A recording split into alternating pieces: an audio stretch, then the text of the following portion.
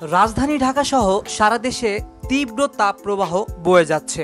এ পরিস্থিতিতে আবারও আগামী ৭২ ঘন্টা বা ৩ দিনের জন্য সতর্কতামূলক হিট অ্যালার্ট জারি করেছে আবহাওয়া অধিদপ্তর। আজ আবহাওয়া অধিদপ্তরের উপপরিচালকের পক্ষে আবহাওয়াবিদ মোহাম্মদ বজলুর রশিদ স্বাক্ষরিত তাপপ্রবাহের সতর্ক বার্তায় এ তথ্য জানানো হয়েছে।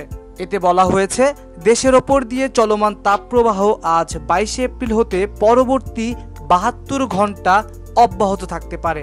জলীয় বাষ্পের আধিক্যের কারণে অস্তিত্ব বৃদ্ধি পেতে পারে। এদিকে তাপপ্রবাহের পূর্বাভাসে বলা হয়েছে, আজ পাবনা ও চুয়াডাঙ্গা জেলার ওপর দিয়ে অতি তীব্র তাপপ্রবাহ বয়ে যাচ্ছে।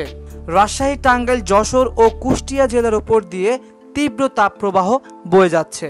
শ্রীমঙ্গল ও চাঁদপুর জেলাসহ ঢাকা, রাজশাহী ও খুলনা বিভাগের অবশিষ্টাংশ এবং রংপুর, ময়মনসিংহ ও বরিশাল বিভাগের ওপর দিয়ে মৃদু থেকে মাঝারি ধরনের তাপপ্রবাহ বয়ে যাচ্ছে এবং তা অব্যাহত থাকতে পারে।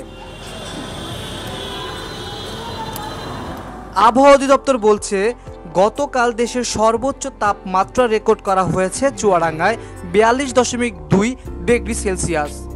এছাড়া সর্বোচ্চ তাপমাত্রার মধ্যে ঈশ্বরদীতে ৪২.০, রাজশাহীতে ৪১.৫, কুমারখালীতে ৪০.৮, টাঙ্গাইলে ৪০.৪, যশোরে ৪০.২ ডিগ্রি সেলসিয়াস তাপমাত্রা রেকর্ড করা হয়েছে। এর আগে গত শনিবারও ৩ দিনের জন্য হিট অ্যালার্ট জারি করেছিল আবহাওয়া অধিদপ্তর। CBC news desk.